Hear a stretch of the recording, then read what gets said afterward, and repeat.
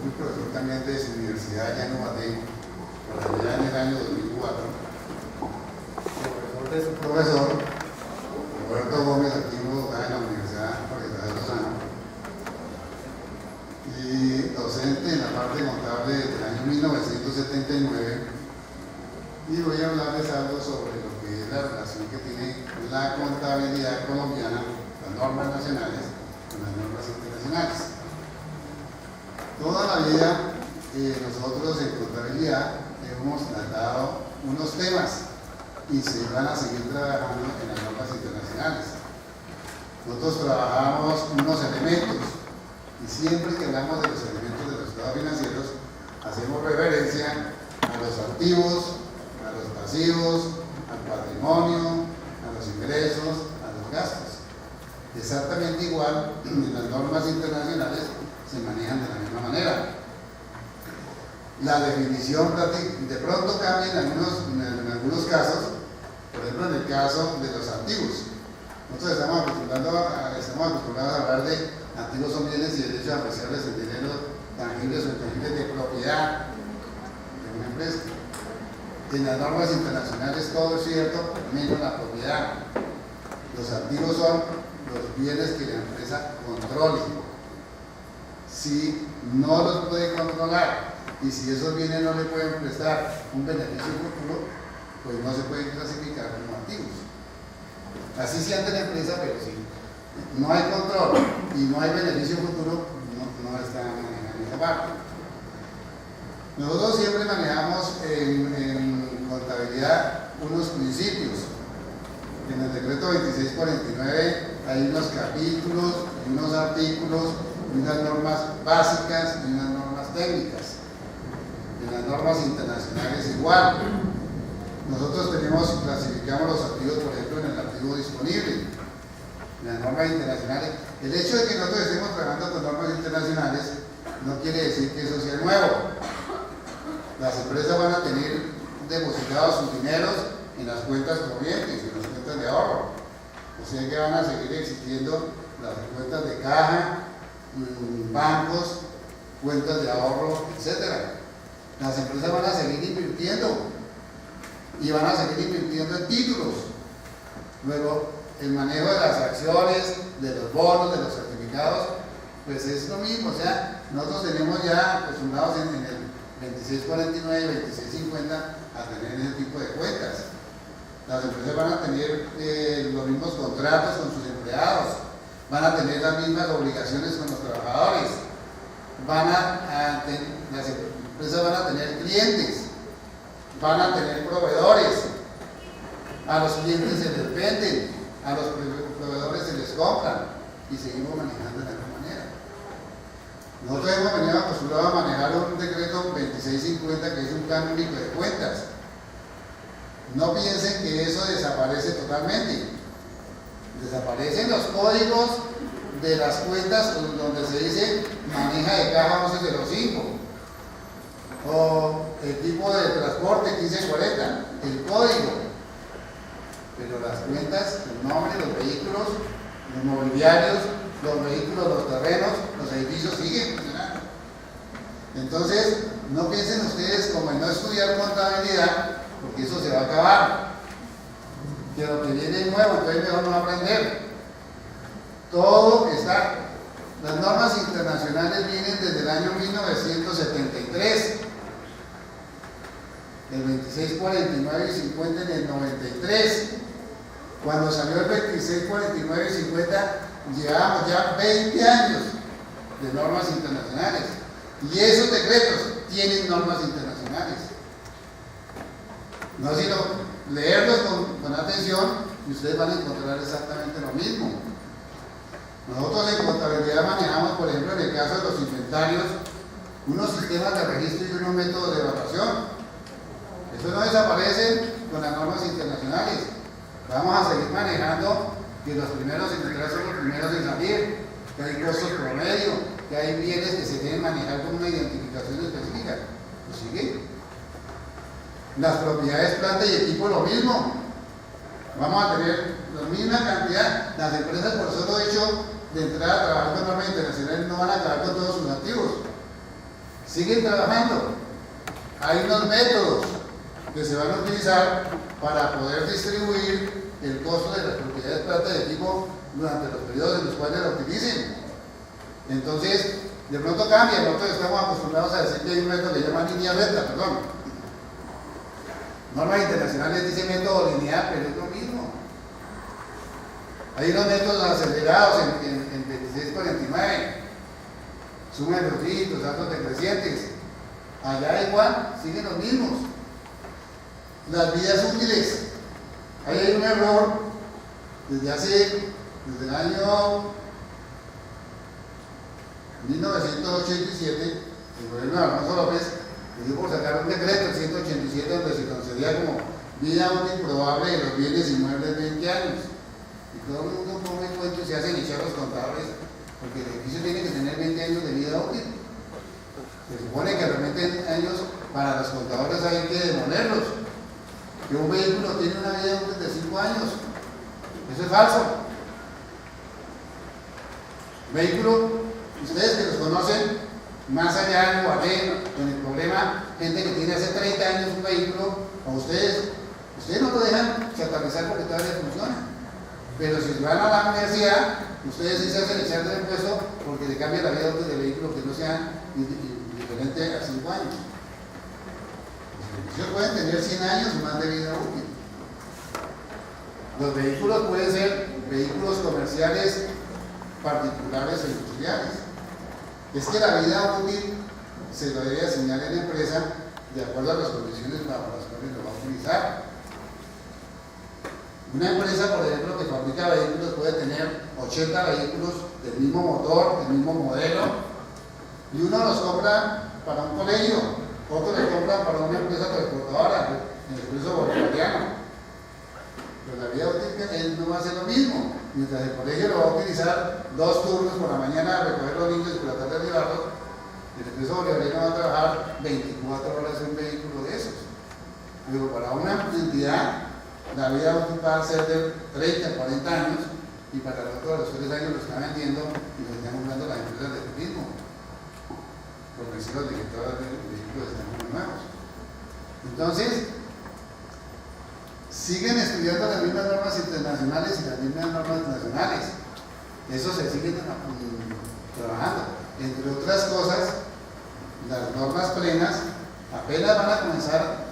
Nos integramos de la contabilidad colombiana a partir del año 2015, pero durante este momento y el 2014 estamos trabajando en paralelo, y las microempresas, los pymes, pues todavía un año más, a partir del año 2016 van a comenzar a trabajar. Pero de verdad, yo sí les recomiendo, no olviden las normas colombianas, eso son normas internacionales que en un momento determinado salieron, y eso prácticamente copias de la contabilidad americana, pero eso sigue existiendo. Hay algo que estaba yo más o menos haciendo, recordando sobre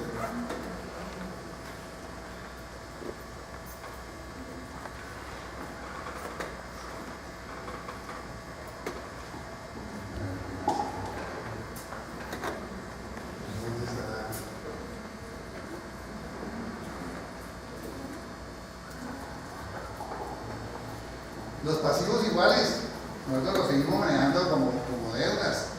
Lo que sucede es que dentro de las normas internacionales solamente el balance lo divide en 2 grandes partes: los activos y los pasivos. Pero los pasivos se clasifican en pasivo externo y pasivo interno. El pasivo externo son las deudas que las empresas tienen con terceras personas, y el pasivo interno son las deudas que las empresas tienen para con sus dueños. Eso quiere decir que ninguna empresa, las empresas no tienen recursos en la misma empresa. Simplemente son nombres: Bavaria S.A., estado de situación financiera.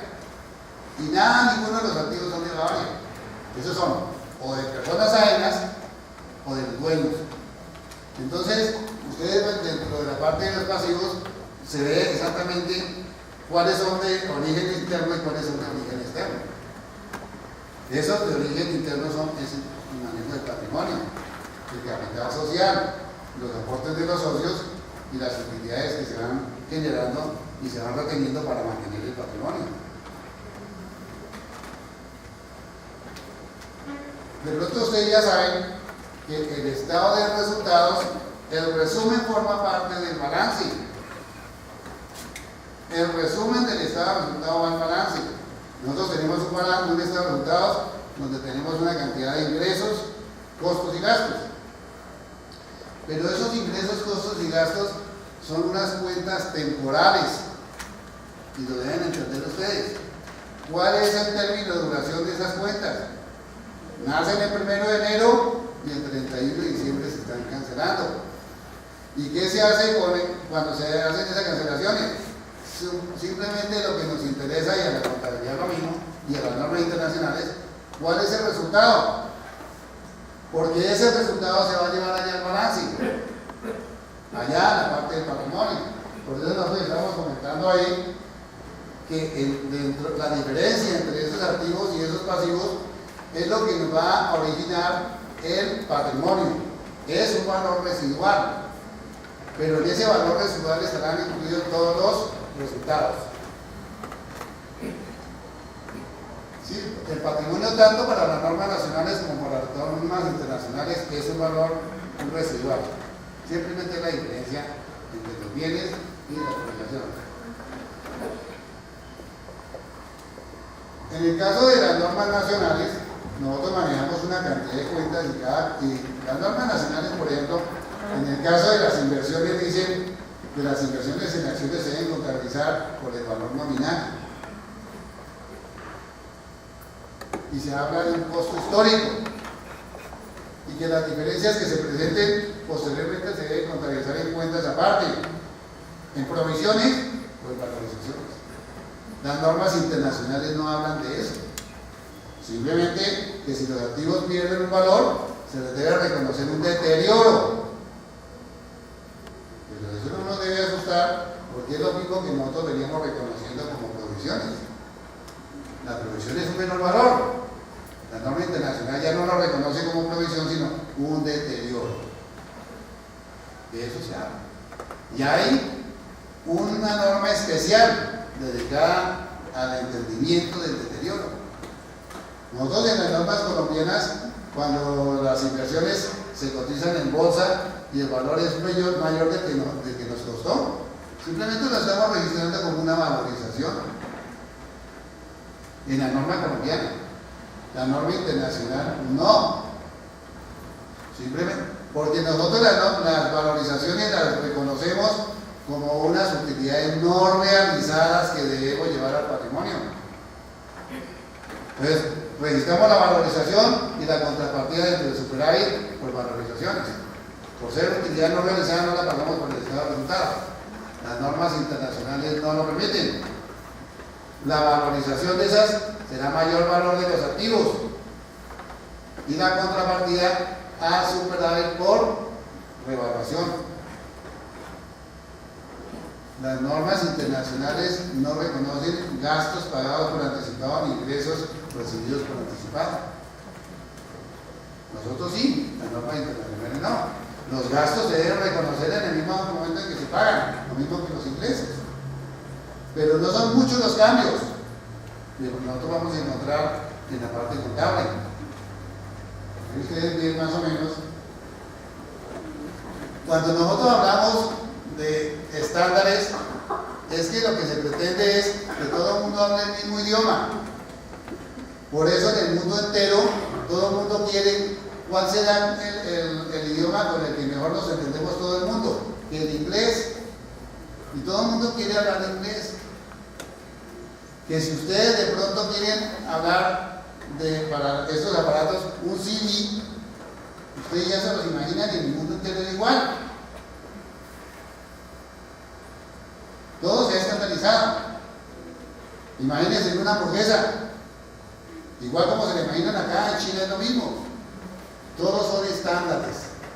Las normas internacionales van a manejar estándares. Todo el mundo debe hablar el mismo idioma. Entonces ya no vamos a tener los más de 20 planes de cuentas que tenemos nosotros acá, sino uno. con un lenguaje XBRL, para que se comunique todo el mundo. Eso mismo sucede y sucedió con el comercio internacional. ¿Cómo hacen para comunicarse en el mundo entero? Pues crear un arancel de aduanas que es igual en todo el mundo, con los mismos códigos y las mismas posiciones arancelarias. Acá seguramente va a ser lo mismo. El hecho de que conocemos normas internacionales y dicen, uy, menos mal que normas 26 y 50. No, vamos a seguir manejando las mismas cuentas y la dinámica de las cuentas las vamos a tener que aprender de acuerdo a las normas internacionales. Pero van a seguir trabajando.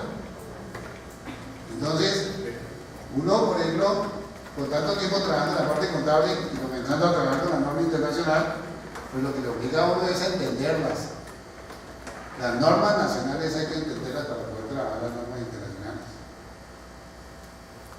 Será muy difícil para una persona que entre de una de esas normas internacionales si no conoce las normas nacionales. Hay unos problemas, es que las normas internacionales son independientes de los impuestos. La norma internacional está manejada directamente para la parte contable. Los impuestos son aparte. Pero tiene una norma muy especial, dedicada solamente al manejo de los impuestos. Y ahí hay unos impuestos diferidos, como lo estaban comentando ahora el doctor Sebastián, pues casi nadie los conoce aquí en Colombia y le tiene miedo al manejo de los diferidos. Es que las normas de contabilidad o los estándares internacionales se tienen que manejar de acuerdo al estándar. La DIAN nos dice otra cosa diferente. Por ejemplo, desde el punto de vista tributario, el artículo 137 del Estatuto Tributario establece que la vida útil de las propiedades planta y equipo están entre 3 y 25 años. Si yo en normas internacionales trabajo con un edificio que tiene 100 años de vida útil, pues la norma internacional me va a decir reconozca que trabaja en 100 años. Supuesto, pero la norma fiscal es 25. Entonces, cuando yo voy a presentar mis solicitudes de deducciones, allá no me van a permitir deducir sino únicamente lo que me permite la norma fiscal. Las diferencias temporales o temporales me dan origen a unos impuestos diferidos. Y hay impuestos diferidos tanto del activo como del pasivo. Eso sí hay que ponerle mucha atención, ponerlo a trabajar. Pero de verdad que las normas colombianas siguen funcionando común y corriente.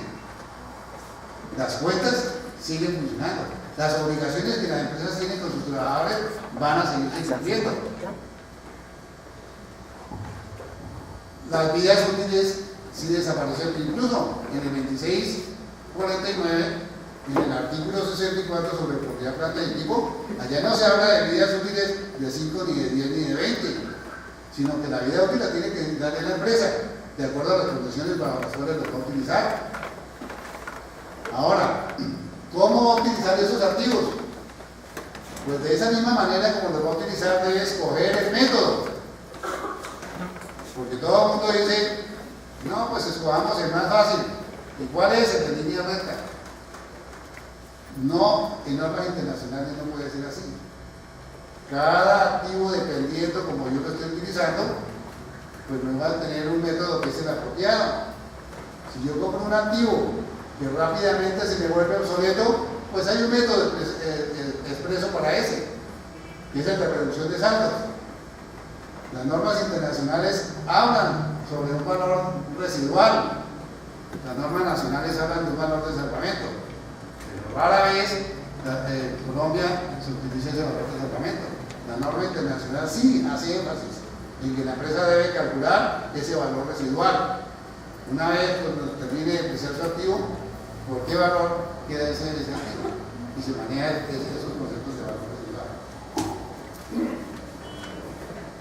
Sí, las normas nacionales, nosotros hablamos de balance general, allá de estado de situación, nosotros del estado de resultados, allá se maneja algo muy importante que es el de ECO.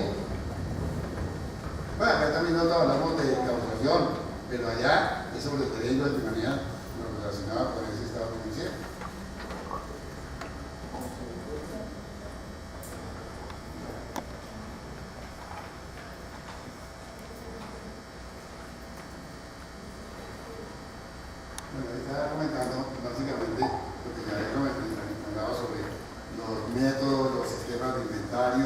cómo se trabaja las provisiones, los pasivos estimados, igual, más o menos se sigue trabajando, todo lo que hay que darle cumplimiento a la norma.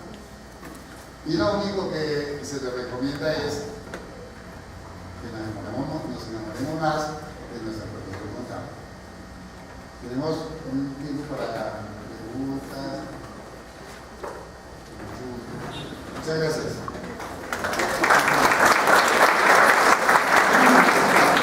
Muy buen alumno.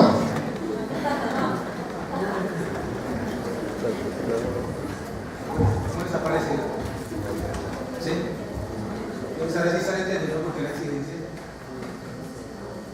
Es que no nos podemos quedar allá esperando. Los de quinto semestre te están quejando que no, que eso es tan difícil, que eso no. Pero nosotros estamos aprovechando el tiempo. Nosotros sí estamos, o sea, los que estamos empezando ahorita, estamos viendo que sí estamos aprovechando el tiempo. Y la exigencia va a ser para potenciar nuestras capacidades. Una cosa que no se ha mencionado ahí es que adicional a esto hay que comenzar a trabajar con matemática financiera. O sea, traer toda una cantidad de flujo efectivos a valor presente. Y entonces pues, nosotros en primer semestre no podemos entrar de una vez trabajando en las normas internacionales. Y nosotros todavía no trabajamos el concepto de matemática financiera. Esto toca seguir esperando. Entonces, si tenemos alguna pregunta, primero que todo, muchas gracias al doctor Rosaga, al doctor Gómez y a Sebastián por la exposición. Entonces, si tenemos alguna pregunta antes de irnos. A ver, doctor, sí.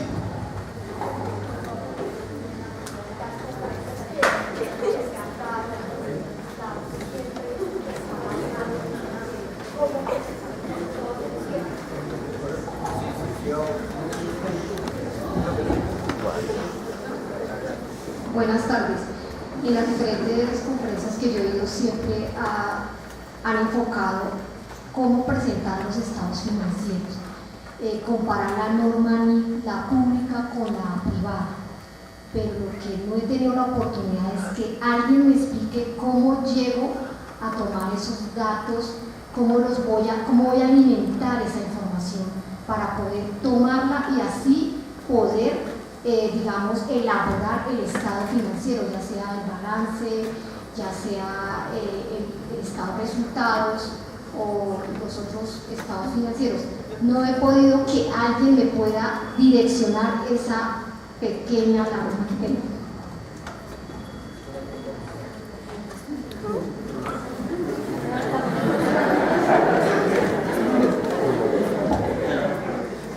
Con respecto a ese direccionamiento, muy complicado, nadie te lo va a decir, por lo que cada empresa tiene su modelo. Tienes que empezar a reconocer cada uno de los componentes que están en su balance, porque igual nadie te va a decir cómo este modelo, este catálogo de cuentas se convierte. Por decir algo, si hablamos ahorita la contabilidad y las normas. No te la contesto. Lo que pasa es que toca coger cuenta por cuenta y mirar cada una de las cuentas. Entonces, el efectivo, entonces coges cada una de las cuentas a ver qué límite aplicas a eso. Por decir algo, lo que mencionó el doctor, el deterioro. De pronto yo le puedo contestar. De pronto yo le puedo contestar. La forma y contenido de los estados financieros, nosotros como que estamos acostumbrados más o menos a conocer a las personas. Y uno la ve y dice, uy, esa mujer, uy, ese es hombre. En los estados financieros también nosotros estábamos acostumbrados, tampoco vemos el estado de resultados y dicen, ese es el estado de resultados que sí van a generar. De pronto, en normas internacionales nosotros vemos que las personas pueden prepararlos y presentarlos como ellos quieran. Es decir, hay empresas que comienzan por allá en el activo con las últimas cuentas que nosotros tenemos, con el inmovilizado. Y por allá abajo vamos a encontrar las cuentas de caja. ¿Qué nos dicen las normas internacionales? Cuando nosotros comenzamos a hacer operaciones, pues todas las operaciones van a estar al costo histórico. Nadie va a comprar por un mayor valor y nadie le va a vender por un menor valor. Pero la norma internacional está diciendo usted antes de preparar el estado financiero, verifique cada una de esta información. Si usted tiene que hacer es un ajuste por el valor razonable, o si tiene que hacer un valor neto realizable, reconozca algo y lo va cambiando. Pero ya la forma de presentar en los estados financieros como quiera. Yo puedo seguir presentando lo mismo, el disponible, el realizable, los otros exactamente igual. Que uno ve en las normas internacionales que lo manejan al contrario. Primero está el patrimonio y por allá está el pasivo. Pero esto es igual. Ahora, en el estado de resultados, ahí nosotros siempre lo hemos manejado. Ingresos operacionales menos costos operacionales menos gastos operacionales, utilidad operacional, más otros ingresos menos otros egresos, utilidad antes de impuestos menos impuestos. En las normas internacionales, esos otros ingresos y estos otros egresos se van a llevar a un resultado integral. Es un resultado integral. Entonces, ahí como que le dice uno, ¿cómo lo quiere presentar? Pero igual, nosotros vamos a trabajar siempre lo operacional y lo no operacional. Las actividades económicas van a seguir funcionando. Es decir, cambian únicamente para reconocer los ingresos ordinarios. Si yo tengo una empresa que su actividad es la educación, pues simplemente los ingresos ordinarios estarán relacionados con las matrículas o las pensiones. Pero si yo tengo una empresa que se está dedicada al comercio, su actividad principal ordinaria estará dada por las ventas. Esos son los ingresos ordinarios. Entonces nosotros tenemos una cantidad de actividades económicas. Esas están todas codificadas. Dentro de esas actividades económicas se desenvuelven todas las empresas. Eso no quiere decir que solamente sean esas sus actividades económicas. Esta universidad, su actividad económica es la educación, pero puede tener cafetería, puede tener parqueaderos, puede tener fotocopiadoras y puede tener incluso arrienda. Pero esos ingresos son algo que no tiene nada que ver con las operaciones. Pero igual, no se preocupen, mejor dicho, no se despreocupen, que eso sigue manejando lo mismo. Allá se habla de los ingresos ordinarios, de los costos ordinarios, y la formita esa que nosotros estamos acostumbrados, si la forma es de pera o la forma es para así, una mujer, por la forma. Sí, tal vez complementando un poco, si nosotros miramos la NIC 1, habla de presentación de estados financieros. Dentro de esa presentación está la implementación. O sea, ¿cómo llevo yo el balance general que tenemos bajo nuestro modelo 2649 al modelo IAN? ¿De qué se trata? Hacemos 3 columnas, saldos del balance que tenemos actualmente. Columna de ajustes, ¿qué debo abolir? ¿Qué debo incrementar? ¿Qué debo disminuir? Y iniciamos con el nuestro. Un ejemplo, el disponible. Nosotros tenemos caja, bancos, tal vez no más. Nos dice la norma internacional efectivo o equivalente a efectivo. ¿Cuáles son los equivalentes a efectivo? Pues dice, si yo necesito pagar una obligación 100 millones de pesos el 20 de octubre, ¿será que los tengo ahí y los dejo en el banco este mes que me resta? Entonces me dice la norma equivalente a efectivo. Otra situación, una inversión a corto plazo que no tenga un mayor grado de posibilidad de que el valor del dinero vaya a cambiar, de que no haya fluctuaciones bruscas que cambien ese valor. ¿Qué debería yo hacer? Sencillamente resumo la caja, bancos y la llevo a una cuenta. Voy a acreditar esas 2 cuentas con los saldos que haya y voy a editar la cuenta efectivo y equivalentes de efectivo. Y ya comienzo a armar mi estado financiero para iniciar. Vamos a hablar de instrumentos financieros, o sea, cada norma debemos estudiarla, nos va a decir ese modelo latino, ese modelo anglosajón, parta de lo particular a lo general, entonces vamos a partir de cada partida que hay en el balance, vamos a remitirnos a la norma que va a hablar de inversiones, instrumentos financieros, y vamos a decir cómo los debemos valorar, qué debemos reconocer. Por eso la estructura de las normas nos comenta sobre esos 4 aspectos: reconocimiento, valoración o medición, o más bien medición y valoración, presentación, cómo lo debemos presentar. Nos hablaba el doctor la gran diferencia: activos corrientes y lo que no sea corriente es no corriente. Activos corrientes y lo que no esté ahí es no corriente. No hay más clasificación, nos dice la norma. Porque como es una información financiera, no le interesa sino eso. No le interesa que le diga otros activos o que es propiedad, planta de equipo. No, usted los tiene para vender, comercializar, es corriente. No está determinado esa característica por el plazo solamente, sino también por la naturaleza del recurso que se tiene.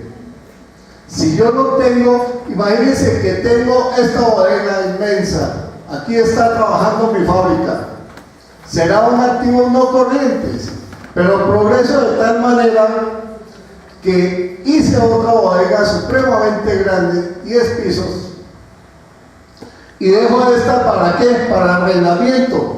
Esta se me vuelve corriente.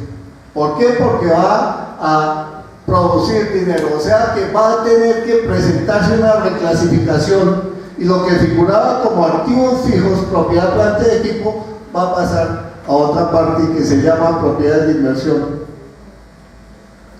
Esa es la transición y esa es la serie de implementación inicial. Obviamente es un trabajo riguroso, arduo, sacrificante, pero en la medida en que nosotros conozcamos la norma, se nos va a facilitar mucho. Y sí es posible hacerlo. Otra inquietud, o sea, se supone que es conversatorio, que es una posibilidad que tengamos de exponer nuestras observaciones, nuestras dudas, inquietudes. Si no la hay, solamente nos resta, así es como entidad, agradecerles su presencia, agradecerle a la Universidad Antonio Nariño, que amablemente nos posibilita estos escenarios, agradecerle a la Universidad de Cundinamarca, al doctor Gómez, el que estemos aquí hablando de estos temas. Si ustedes miran ese FIDE, Fundación para la Investigación, su visión, su misión es el mejoramiento de la contaduría pública en Colombia, el reconocimiento de la contabilidad como esa ciencia social que debe permitir transformar la sociedad, no solamente describir esas realidades económicas, sino transformarlas. Recordemos siempre y tengamos presente esa teoría crítica.